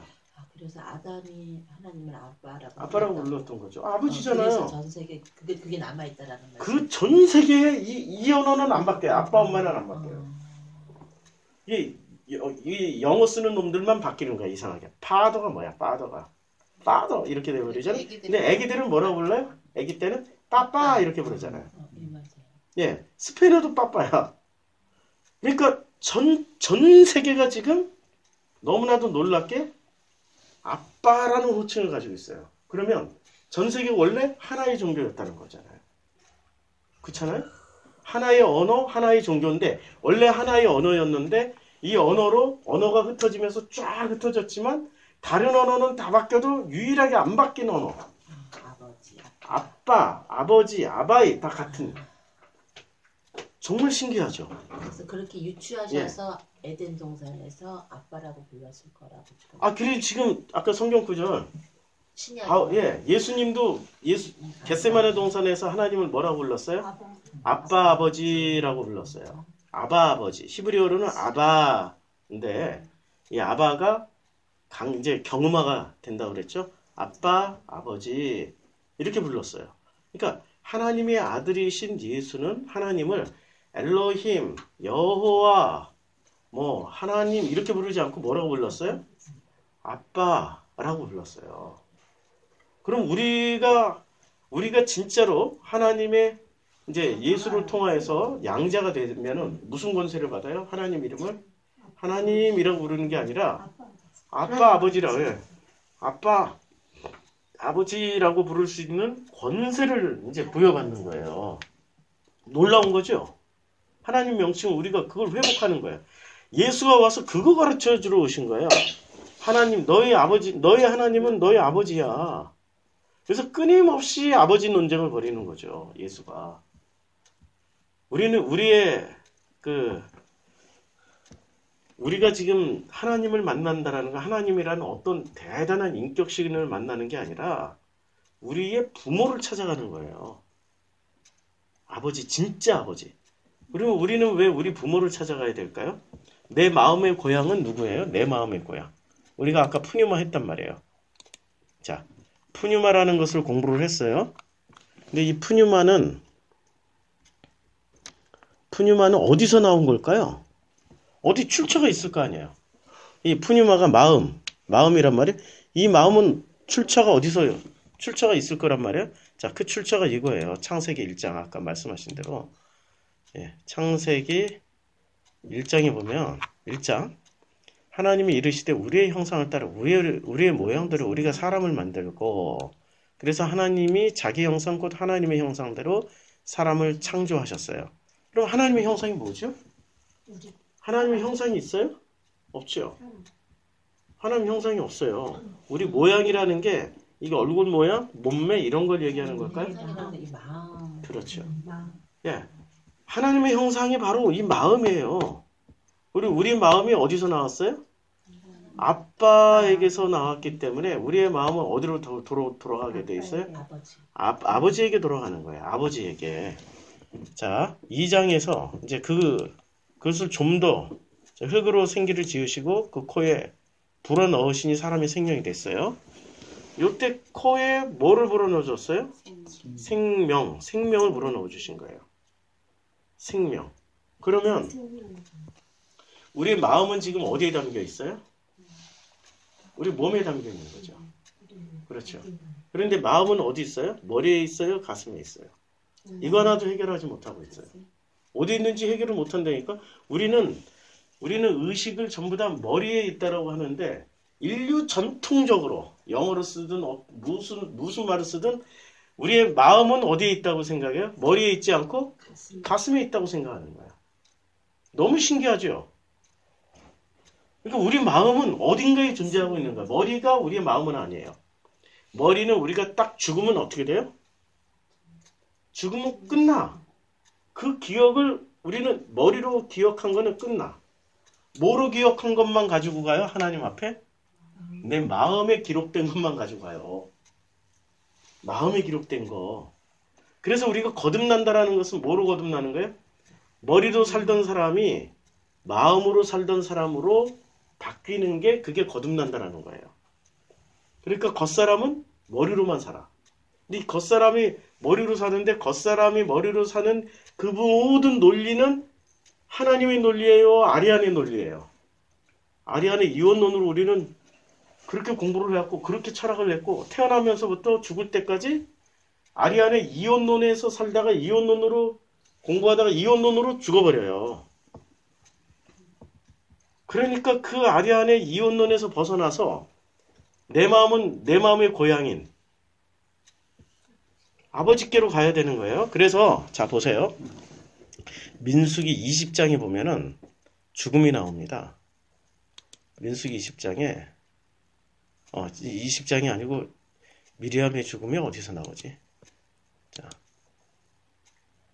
미리암의 죽음이 발람이 발락에게 미리암과 아론이 몇 장에서 죽죠? 예? 21장에 몇 장에서 1절? 여기서 20장 1절에 나오는데 왜 이걸 못 보고? 자, 미리암이 첫째 달에 이스라엘 자손 곧 온 회중이 신광야에 이르러 백성이 가데스에 이르더니 미리암이 거기서 죽어요. 거기에 장사가 돼요. 그런데 아론도 죽어요. 이날 아론도 죽는데 자, 아론을 어떻게 죽냐면은 아론은 이제 여호와께서 에돔 땅 변경 호르산에서 모세와 아론에게 말씀하세요. 아론은 죽음을 뭐라고 얘기를 해요? 예, 조상에게로 돌아가는 거예요. 근데 이 민수기 20장 24절 조상이라는 단어를 한번 보자고요. 민수기 20장 24절 조상이라는 단어를 보면 아론은 그 열조 여기 조상이란 말이에요. 이제 그 열조에게로 돌아가고 요게 지금 암이에요. 암, 지파, 무리 또는 조상에게로 돌아가는데 그런데 이 왜 조상에게로 돌아간다라고 얘기를 했을까요? 네? 왜 조상에게로 돌아가는 거죠? 조상에게로 돌아가는 거는 구약에서 구원받는다는 뜻이에요. 조상에게로 못 들어가면은 구원을 못 받는 거예요. 자, 구원이 3단계가 있어요. 구약에서는 자, 구원을 받기 위해서는 일단은 전부 다 아브라함, 이삭, 야곱, 여기는 이제 조상 시대예요. 이 조상. 자, 조상들은 아브라함, 이삭, 야곱은 구원 받았다, 못 받았다. 그 시대에 그거를 확인하려면은 전부 다 어디로 가냐면은 그 막벨라 굴에 장사를 지내면은 구원 받은 거예요. 자, 막벨라 굴에. 그 후에 아브라함이 그 아내 사라를 가나안 땅 곧 마므레함 막벨라 굴에 장사를 했어요. 그러면 사라는 구원 받았을까요? 못 받았을까요? 구원 받은 거예요. 그 다음에 그의 아들들이 이삭과 이스마엘이 그를 마므레함 해쪽 속 소알의 아들 에브라임 있는 막벨라 굴에 장사를 했어요. 그의 아들들인 이삭과 이스마엘이 누구를 장사했어요? 아브라함. 네. 이제 아들들이니까. 자, 그 다음에, 창세기 50장 13절, 그를 가나안으로 메어다가, 그가 누구예요? 야곱이죠? 야곱이 마므레함 막벨라 굴에 장사했으니. 그러니까, 막벨라 굴에는 누구가 들어갔어요? 아브라함, 이삭, 야곱이 거기서 장사를 지냈어요. 막벨라 굴에 들어갔어요. 자, 그러면, 야곱에게 사랑을 많이 받았던 부인은 누구였어요? 라헬이었죠. 그런데 라헬은 막벨라 굴에 들어가요? 못 들어가요? 못 들어가요. 라헬은 길가에 장사 지내버려요. 길가에다. 아브라함이 사실 놓지 않았어요? 아니에요. 근데 레아는 어디에 장사가 돼요? 레아가 막벨라 굴에 들어가서 장사가 돼요. 그러면 49장 31절. 예, 49장 몇 절이요? 31절. 49장 31절. 창세기 49장 41절에 보면 31절 아브라함과 그의 아내 사라가 거기에 장사 막벨라 굴 이삭과 그의 아내 리브가도 거기 장사되었고 다 장사되었으면 나도 레아를 그곳에 막벨라 굴에 장사를 한 거야. 이 밭과 거기 있는 굴은 햇사람에게서 산 것이니라. 예. 자, 그러니까 막벨라 굴에 레아가 들어가고 라헬은 못 들어가요. 그럼 라헬은 구원을 못 받고 레아는 구원을 받았다. 그러니까 구약에서는 구원을 받는 게 첫 번째가 뭐예요? 예, 구원부터 다시 하게 되면은 이거 싹 지워버리고 다시 이제 일단 구원 얘기부터 좀 하자고요.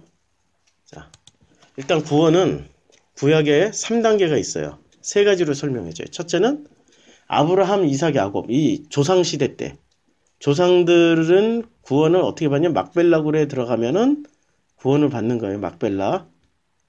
근데 막벨라 굴에 그러니까 아브라함, 이삭, 야곱 때까지는 그때는 막벨라 굴에 들어가야 구원을 받는 거예요. 그리고 막벨라 그다음에 두 번째는 뭐로 구원을 받아요? 조상에게 돌아가는 거예요. 조상에게로 돌아가야 돼요. 근데 이 조상이라는 단어가 여러 가지 단어가 있는데 조상을 말할 때는 이게 아브예요. 아브. 히브리어로 아브예요. 아까는 암이라고 그랬지만 원래는 조상이라고 말을 할 때는 아브의 아빠에게 돌아가는 거예요. 그래서 구원을 받게 되는 거예요. 이때는 막벨라 굴이 없었고 세 번째는 구원을 뭐로 받아요? 이제는 막벨라 굴도 이제 없어졌어요. 그 다음에 조상에게로 돌아가는 것보다 더 확실하게 구원받는 방법이 땅이에요. 예, 땅. 그래서 땅 배분을 해주는 거예요. 그래서 민수기 27장 제가 보내드렸죠? 꼭 들어보세요. 민수기 27장에 이 방법을 땅을 배분해 주는 거예요. 그래서 땅이 있으면 그 땅에서 태어나서 그 땅에서 죽어서 그 땅에서 묻히면 구원받는 거예요. 그래서 이스라엘은 땅이 굉장히 소중한 거예요. 땅이 꼴 선민이야. 땅이 없어지면 구원도 못 받는 거예요. 가나안 땅에 들어가서. 요단강에서 반반씩 나눠놓은 거예요. 그래서 예, 땅을 예. 상징적으로. 예. 그 땅이 그래서 이 땅을 배분받지 못하면 어떻게 되는 거예요? 구원을 못 받는 거예요. 왜냐하면 이스라엘 선민이 안 되기 때문에. 그래서 나봇의 포도원 탈취 사건은 아합왕의 나봇의 포도원은 나봇의 땅이잖아요. 그것을 아합이 땅을 뺏는 것을 어떻게 했어요? 포도원 땅을 가지고 싶은데 두려워했어. 땅을 뺏으면 어떻게 되는 거예요? 나봇은 구원을 못 받으니까 이스라엘 사람들이 들고 일어나겠죠. 아무리 왕이라고 해도 땅을 못 뺏게 돼 있어요. 땅을. 왜냐면 그 땅은 주민 호적 등본 같은 데예요. 그 땅을 가지고 있는 이상은 이스라엘 사람이고 유대인이고 그래서 구원을 받게 돼 있는 거예요. 그 땅이 없어지면 이스라엘 사람이 안 되는 거예요. 이제 땅의 관계를 알겠죠. 그러니까 구약에서 구원받는 방법이 첫째는 막벨라 그래, 둘째는 조상에게 돌아가는 거고, 세 번째는 땅을 배분받고 그 땅에서 그 땅을 가지고 있어야 되는 거예요. 그 땅에서 태어나서 그 땅에서 죽어야 되는 거예요. 그런데 이 땅은 전부 뭐라고 읽으라고 그랬어요? 마음. 자, 땅을 마음이면 구원받는 방법이 뭐로 구원받는 거예요? 조상에게 돌아가거나 막벨라굴에 들어가야 되는데 막벨라굴은 어디 있는지 몰라요. 우리가 찾을 수가 없어요. 막벨라굴은. 그러면 우리는 그 마음을 받아서 땅이 바치잖아요. 그 마음을 받아서 이 마음으로 그 마음으로 태어나가지고 그 마음으로 살다가 그 마음에 묻히는 거야. 그게 구원받는 거야. 그럼 그 마음의 고향은 어디예요? 아버지예요. 아버지 마음이라니까요. 아버지 마음에서 우리가 아버지의 마음을 이렇게 상속받았어요. 그러니까 우리가 아들 맞죠? 그 마음을 상속받았고 이 마음을 가지고 살다가 이 마음이 어디로 들어가요? 아버지의 마음으로 들어가는 게 그게 구원이고 그게 천국이에요. 그게 천국이에요. 그러면 그 천국은 어때요? 우리 밴드의 글 읽어보셨어요? 류향아 자매 글 좀 읽어주시겠어요? 여기서는 밴드가 안 열려가지고 류향아 자매의 그 글을 제가 읽을까요? 네. 밴드 여기서 열리니까 류향아 자매가 자 이게 좀 이분이 제 이름을 거론해가지고 좀 거시긴 한데 자 이분이 중국 분이세요. 중국에서 한국어로 쓰시는 중국 분이세요. 국적은 중국인이니까 요지음 이렇게 썼어요. 요즘이 아니고 요즘 정성필 목사님 설교를 열심히 듣는다. 말씀을 들으면서 내가 살아온 삶들이 보여지기 시작했다. 아버지를 떠났었고 행한 것은 죄뿐인 나의 모습들이 보여지기 시작했다. 그 순간 창자가 끊어지는 고통을 느끼면서 통곡이 터져나왔다. 내가 아버지를 떠났었구나. 내가 아버지를 떠났었구나. 하나님이 아니에요. 아버지를 떠났었구나. 모태에서 죄악 중에 잉태되었고 행하는 것은 죄뿐이었구나. 라는 생각이 들어서 살려주세요. 라고 얼마나 울었는지 두 눈은 퉁퉁 부어 있었다. 그런데 놀라운 것은 무거웠던 내 마음이 가볍게 느껴지고 평안했다. 이제 마음이 그래서 요즘은 기도를 하려고 무릎을 꿇으면 눈물만 나온다. 아버지 없는 어두운 삶을 두 번 다시 살고 싶지 않다. 아버지 저를 다시는 떠나지 말아주세요. 라고 기도하면 아주 맑고 수정 같은 장소에 순간 머무는 체험도 한다. 그러니까 이 마음의 상태라는 거예요. 그리고 새벽에 일어나 기도하고 누우면 무언가 느껴지는데 나를 따뜻하게 덮고 있다라는 이런 체험들을 자주 한다. 그때마다 마음은 한없는 평안으로 가득하다. 천국이 이 마음이 평안하면 모든 게 평안한 거예요. 마음이 아름다우면 모든 게 아름다워지는 거예요. 마음이 행복하면 다 행복해지는 거예요. 천국은 어떤데요? 아버지의 마음이 있는 그 마음 속으로 들어가서 아버지의 마음을 영원히 누리는 거예요. 인간은 육은 죽지만 몸은 살아남아요. 영원히 살아있어요. 인간은 육은 죽어. 생각도 죽어. 뇌로 생각했던 건 다 죽어. 마음만 살아남아서 이 마음이 영원히 사는 거예요. 그러니까 우리는 어디로 가야 되는 거예요? 사람들이 만들어놓은 아리안들이 만들어놓은 그 유토피아 그 천국으로 가는 게 아니고 아버지의 그 마음으로 아버지의 형상 우리가 아버지를 닮았으니까 뭐거든 마음이 나와서 그 마음이 가는 거예요. 마음이 아버지를 닮아서 가는 거예요. 그 마음으로 깨어나야 가는 거예요.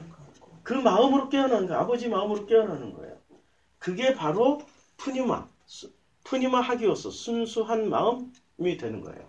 깨끗한 마음이 되는 거예요. 거듭난다라는 게.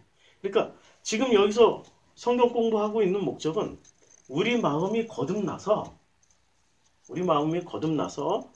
이 마음이 이제 마음의 고향인 아버지의 마음으로 가는 거예요. 자, 그러면 사람들이 이렇게 얘기를 해. 아니, 마음은 이렇게 만지지도 느끼지도 못하고 뭐 먹지도 못하고 마음이 그 후의 세계는 다음에 공부를 해요. 자, 그래서 밴드 초대를 안 했어요? 얼른 초대해 드리세요. 예. 우리 다 초대해 드려야지, 밴드 다 초대.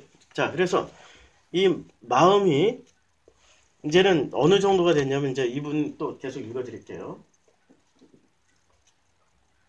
이게 너무 이상해서 마음은 한없는 평안으로 가득했다.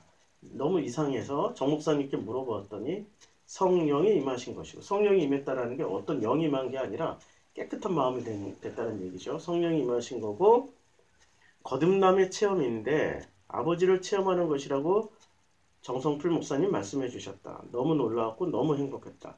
아버지를 만난 기쁨은 말로 다 표현이 안 된다. 말로 표현할 수 없는 거예요. 이 감정 상태를 어떻게 다 말로 다 표현할 수 있겠어요? 말이 한계가 있는데.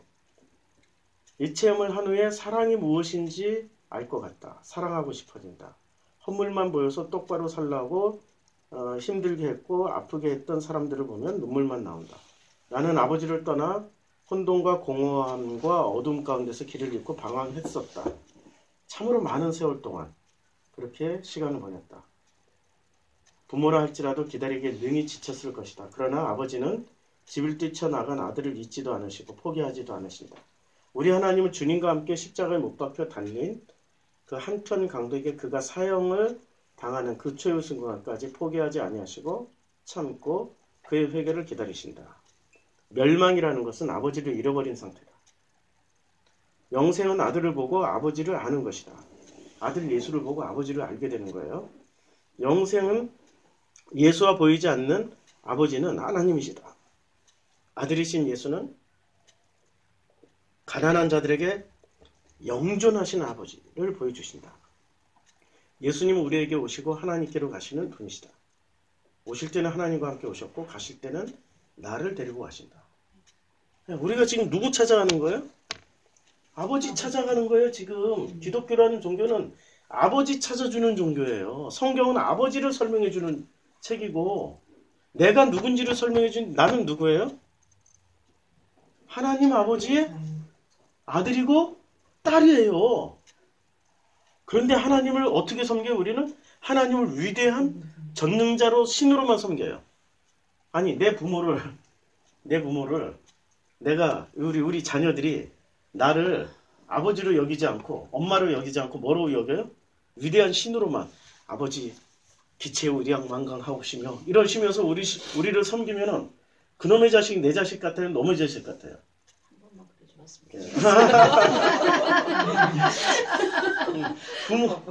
부모 자식 간의 관계니까 그게 다 허영수치가 되는 거예요. 부모 내 하나님은 누구예요?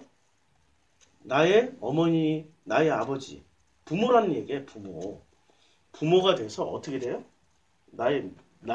그러니까 이제 우리 마음 속에 있는, 자, 다시 마음으로 다시 돌아갈게요. 땅이 마음이잖아요. 이제 이 땅에는 뭐가 자라요? 이 땅에는 별의별 거 다 자라죠. 창세기 1장에 보면 별의별 거 다 자라는 모습이 나와요. 이 땅에, 자, 땅이 나왔어요. 그 땅에 뭐뭐 나오냐면은, 자, 그 땅을 정복하라. 이제 땅에 뭐가 나오냐면 온 지면에 씨 맺는 모든 채소와 씨 가진 열매 맺는 모든 나무, 또 땅의 짐승과 하늘의 모든 새, 짐승도 생기고 푸른 풀도 생기고 이 모든 것이 다 생겨요. 그럼 땅에 짐승이 있다니까요. 내 마음속에 뭐가 있어요? 짐승. 그리고 씨 맺고 열매 맺는 아름다운 것도 있지만 그냥 쓸데없는 풀도 자라고 가시도 자라고 엉겅퀴도 자라. 가시 엉겅퀴는 언제 나와요? 창세기 3장에 선악과 따먹었더니 이제 뭐라고 말씀하시냐면은 아담에게 뭐라고 말씀하세요? 자, 17절, 이제 18절에 땅이 내게 가시덤불과 엉겅퀴를 낼 것이다. 그러니까 이런 게 나온단 말이에요. 그러니까 내 땅은 뭐예요? 나라는 땅은 그게 마음이란 말이에요. 내 마음에는 뭐가 있어요? 좋은 것과 선과 악이 공존하는 데가 뭐예요? 내 마음이에요. 근데 이 마음을 누가 품어주세요? 아버지니까 이것을 아버지가 딱 품으면은 선악이 뭐로 바뀌어요? 사랑으로 바뀌어버리는 거예요. 내 마음속에 질투, 분노 이런 것도 하나님은 이걸 빼라고 말씀 안 하신다니까. 없애 이렇게 말씀하시지 않고 어떻게 해요? 그걸 우리를 그냥 그대로 품어서 너는 내 아들이야. 오늘날 내가 너를 낳았어. 두려워하지 마. 걱정하지 마. 그냥 내가 너를 낳았다니까. 이게 아버지가 우리에게 해주시는 고백이란 말이에요. 그래서 안타깝게도 좋은 아버지를 만난 사람은 빨리 하나님 아버지를 만날 수 있어요. 근데 나쁜 아버지라는 이미지 때문에 아버지라고 얘기하면 벌써 반감이 팍 생겨가지고 하나님을 잘 못 만나게 돼. 참 어려운 변화 과정이 우여곡절을 겪어야 된단 말이에요. 근데 하나님은 우리에게 아버지란 말이에요. 이제 믿어지세요? 그 아버지 만나러 교회 오는 거예요. 교회 와서 아버지를 만났어요? 그러면 그 감격, 그 아버지를 만나는 순간은 이 마음이 어떻게 돼요? 아까 자매의 간증대로 그걸 체험하는 순간부터는 두려움이나 공포나 무서움 없어요. 먹고 사는 문제? 마음이 평안한데 뭐 좀 덜 먹고 덜 자면 또 어때? 그러니까 예. 내 속에 악이 있기 때문에 예. 눈물만 나오고 내가 하나님을 기쁘시게 못하겠다. 나는 죄뿐이구나 라는 통곡이 있는데 덮어주시는 그 예. 사랑을 경험을 하니까 나 죄 떳떳하게 지어가 아니라 덮어주시는 사랑을 경험하니까 이 세상 살아가는 동안에 수많은 사람들과 관계와 어려운 일이 닥치더라도 덮어줄 수 있는 그 사랑이 계속 흘러가는 것 같아요. 그게 자라가는 것 같아요. 나 악이 여전히 계속 있는데 떳떳하게 자랑질하는 그 경험을 그게 했지만 아니고. 살아가면서 이것저것 이렇게 해서 저도 이제 그게 두 가지가 이제 계속 예수 믿는데 이런 두 가지 마음이 자꾸 공존하잖아요. 근데 그게 매 순간 느끼는 게 아니라 저 같은 경우는 그랬어요. 저도 매 순간 느껴지는 거는 아닌데 그 말로 표현할 수가 없네. 그러니까는 그냥 간단하게 이런 말 있잖아요. 그 상담 심리 치유하는 분들이 예. 상처를 먼저 받았기 때문에 예. 그 상처를 치유받고 나서 나는 상처가 있었는데 치유받고 나서 남들을 치유하는 일을 하는 것처럼 나는 용서받았기 때문에 내가 여전히 뭐 악하고 더럽고 모자라고 이거를 알지만 사랑으로 인해서 덮음을 받았기 때문에 그 옆으로도 옆쪽에 있는 우리 관계 속에서 살아가는 인생에서 만나는 사람들에게도 그 받은 사랑이 흘러가는. 저도 그런 상담 한 번도 받아본 적이 없는데 저도 살다 보면 이제 마음에 상처를 받고 예. 다른 사람에게 그 상처로 인해서 화도 내고 막 질투도 내고 예. 근데 제가 너무 궁금했던 거예요. 나는 아버지의 자녀인데 왜 이게 내 안에 있을까 이런 생각을 했었거든요. 근데 무슨 이게 저저번 주부터 저희 창세기 말씀이 생각이 나더라고요. 예. 아담이 하나님의 말씀을 듣지 않고 예. 나름 죄를 지었다 생각하고 예. 숨어 있었잖아요. 그렇죠. 그런데 그러니까 제가 그걸 물고 내가 왜 두렵지? 내가 왜 질투가 나지? 내가 왜 분노가 나지? 그 밑에 뿌리가 뭘까라고 깊게 이렇게 하나님께 기도를 하다 보면 두려워하여서 내 그 무엇인가를 두려워하고 있더라고요. 예. 두려워하여 숨었나이다 했을 때 그 모든 것의 근본이 내가 그 두려움이 있구나라는 그 문제로 인해서 파생된 다른 두려움을 내가 가지고 있구나 그런 얘기를 내가 애기 아빠한테 했던 적이 있거든요. 그래서 그게 아니었나 이렇게 무슨 문제가 있을 때 그래 뭐 상관없잖아요. 실은 어떤 누가 나한테 상처를 줬을 때 그게 내가 상처로 느끼는 거는 그걸로 인해서 내가 잃을 것 같은 내가 이 세상에서 뭐 어떤 것이든 그러니까 이게 아버지 마음이면 괜찮은데 결국 잃어도 상관이 없는 건데요.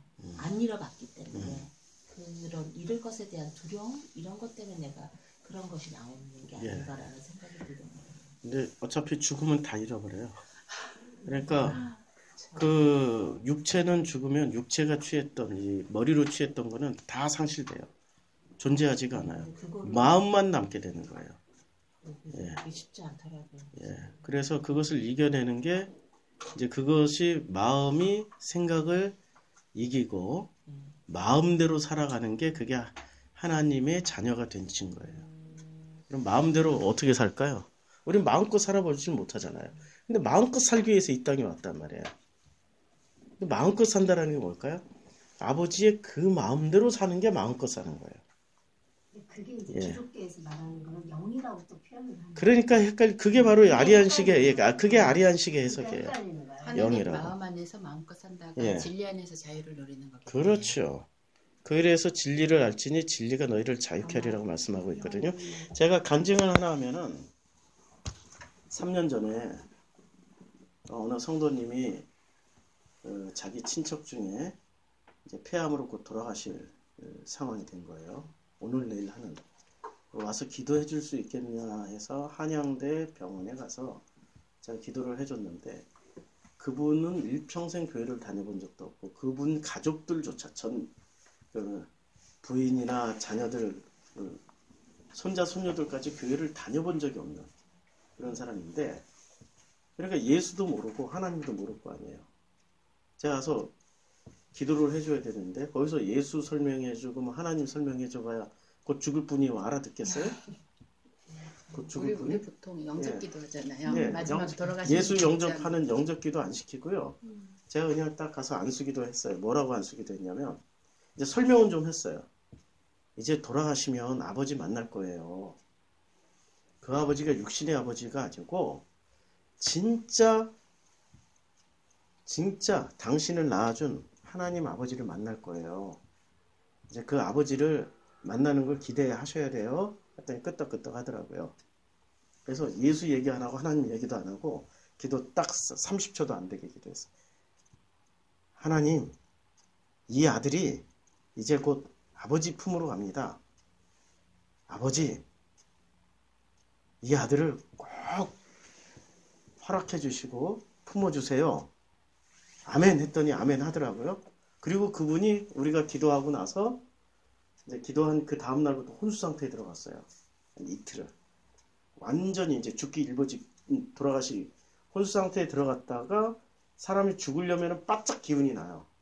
그래서 3일 만에 다시 이분이 깨어났어요. 깨어나가지고 무슨 얘기를 하냐면 가족들을 다 불러 이제 자기가 죽을 걸 알았으니까 어차피 다 죽는다고 그랬으니까 가족들을 다 불러서 유언을 남기는데 가족들에게 유언은 그 혼수 상태에 있던 그 이틀 동안 자기는 천국에 갔다 왔다는 거예요. 천국에 갔다 와서 그 천국 간증을 해주는 거예요. 그곳에는 먹을 것이 있고 쉴 것이 있고 그러니까 그분 수준으로 너무 평안하고 너무 좋은 곳이니까 너희들도 꼭 거기서 만나자. 근데 교회를 안 다녔던 자녀들이 그걸 어떻게 알아듣겠어요?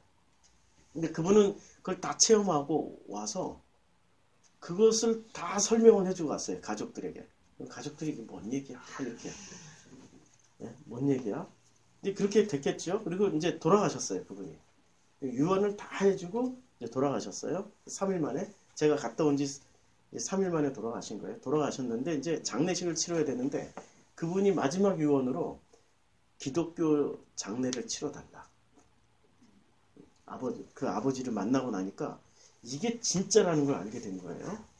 그래서 이제 거기는 아는 목사가 없잖아요. 제가 가서 또 기도를 해줬으니까 제가 가서 3일 동안 장례 예식을 다 치러줬어요. 근데 장례식장에 우리 성도들하고 갔더니 그 가족들이 그런 간증을 하는 거예요. 아버지가 막 이상한 소리를 해요. 뭐 이러면서 해줬던 얘기. 뭐 거기는 너무 좋은 곳이고 거기는 그 좋다라는 게 무슨 뭐 수정같이 맑은 물 흐르고 하늘에는 그 풀은 다 이렇게 녹고 그런 게 아니고 아버지의 마음속에 들어갔다 오니까 그것만큼 행복한 게 어디 있겠어요. 그래서 좀 마음이 행복한데 그걸 다 설명을 해주고 간 거예요. 자녀들에게. 그리고 꼭 교회 다녀라. 꼭 가서 꼭 교회 다녀서 나를 그곳에서 같이 만나자 했는데 그분들이 우리 교회 한 번 나오시고 안 나오셨어. 모르니까 이해를 한다고요. 모르니까 그분은 복 받으신 거죠. 예, 그분은 진짜 완전히 횡재하신 분이죠. 그러니까 제가 거기서 예수란 얘기도 안 하고 하나님이란 얘기도 안 하고 아버지만 소개해줬는데 구원을 받았단 말이에요. 우리 보통 천국에 전도 많이 할수록 집이 커지고 그건 다 집이 자, 지어지고 바리안들의 그 이혼도 마지막에 구원받은 구라. 사람은 부끄러운 구억이고 자기 집도 없고 그냥 꽃밭에서 노숙한다. 구라. 네, 부흥의 뜻. 그게 우리가 자본주의 세상이니까 우리 기준에 맞는 그 천국을 또 만들어 놓은. 그러니까 더 헷갈리게 만드는 거야. 그래서 오늘 공부한 내용은 이거예요. 푸뉴마, 우리란 마음은 하나님으로부터 나왔어요. 하나님의 형상이고. 그래서 그 마음이 다시 되돌아갈 곳은 아버지의 품으로 가는 거예요. 아버지의 그 마음이 있는 그 품에 안기는 거예요. 그게 구원이고 그게 천국이에요. 목사님, 수많은 종교에 구도하는 사람들이 있잖아요. 예. 일단 허전하든지 진리를 찾든지 간에 하나님을 찾는 마음은 있는 거예요. 똑같은 거예요. 근데 과정 중에 우상 섬기고 복 받고 뭐 바다에 절하고 자기 자식 죽여서 어떻게 하고 이런 사람들이 있잖아요. 분명히 하나님은 찾는 것 같은데 하나님을 아버지로 찾지 않고 신으로 찾으니까 아, 절대 못 찾아요. 그 말씀하셨던 것처럼 이렇게 예, 힘센 신으로 힘센 신을 왜 왜 들었던 것 같아요. 바다에 절을 하고 산에 가서 절을 하고 하는 거는 왜 절을 해요? 나를 위해서. 그 강력한 힘이 나를 위해서 쓰여지길 원하니까. 바다신, 산신, 무슨 태양신 이런 걸 하나님을 그런 식으로 구도를 하고 찾아다녀 봐야 그건 죽었다 깨어나도 못 만나요. 내 욕심에 의해서 찾는 거예요. 그게 그 사람들이 누구냐면 그 사람들이 바리새인들이었고 유대인들이었어요. 예수가 와서 뭐라고 가르쳐줘요? 그렇게 찾을 필요 없어. 아버지를 만나기만 하면 돼. 라고 가르쳐줬는데 그 사람들이 못 알아듣는 거예요. 하나님을 절대화시켰어. 신성시시켰어요. 그래서 하나님을 절대로 만날 수가 없게 된 거예요. 그 하나님은 누구세요? 우리 따님들 아버지 앞에서 그 하나님은 누구세요? 진짜 나의 아버지예요. 아버지도 진짜 나의 아버지가 하나님이에요. 육신의 아버지이고 진짜 나의 아버지는 그 하늘에 우리 모든 사람들이 아버지예요. 우린 거기서 생명이 나왔단 말이에요. 우리가 받은 생명은 마음이라는 영원한 생명을 받았어요. 그런데 이 영원한 생명은 믿든 안 믿든 죽는 순간 이 마음은 영원히 살게 돼 있어요. 다 아버지한테 가요. 다 아버지한테 안 가요. 그게 문제야. 영원하고. 이게 누구한테 가요? 여기서 아버지를 만나야 그 아버지한테 가지. 아버지를 안 만나고 누구한테 찾아가요? 자기네들이 만들어 놓은 고천국에 자기네들이 만들어 놓은 신을 찾아가요. 그 마음은 어떻게 돼요? 예? 그랬던 마음. 거기 가서 살아보세요. 그게 천국인지 그 지옥인지. 마음은 계속 있어. 그 마음은 영원히 존재하는 거예요. 아, 마음은 계속 혼돈 속에 있겠네요. 예, 그렇죠. 죽어도 그 마음은 늘 혼돈 속에 있죠. 예, 공간이 공하고 그런 건가요? 죽어서 어디 갈지는 이 땅에서 결정나겠네요. 이 땅에서 이 땅에서 결정나요. 결정. 그래서 너희 중에 죽지 않고 하늘나라를 볼 자가 너희 중에 있다라고 말씀하시는 거예요. 그 예. 천국이 여기 있다 저기 있다 할 것이 아니라고 지금 여기 있는 거예요. 너희 그 예, 예. 그 말씀. 그렇죠. 이제는 그 마음이 거듭나서 아버지의 품 안에서 지금부터 그 안식을 누리면서 사는 우리 성도님들이 되기를 기도합니다. 제가 기도하고 마칠까요? 일단은 예, 하나님 감사합니다. 이제 우리 마음이 깨어서 정말 우리 마음이 아버지의 그 품 안에 들어가는 것을 간절히 소원하고 간절히 사모하고 간절히 원하면은 우리의 마음이 거듭나서 이제는 겉사람의 생각, 겉사람의 수단, 겉사람의 방식으로 사는 것이 아니라 우리의 마음의 방식, 아버지가 원하시는 그 마음의 소원대로 우리가 마음껏 살게 됩니다. 이제 우리 성경 공부 참여한 우리 모든 성도님들 이제는 그 마음이 아버지를 만나서 이제는 그 아버지와 함께 이 땅에 있는 모든 것들을 누리며 살 수 있도록 축복하여 주시옵소서.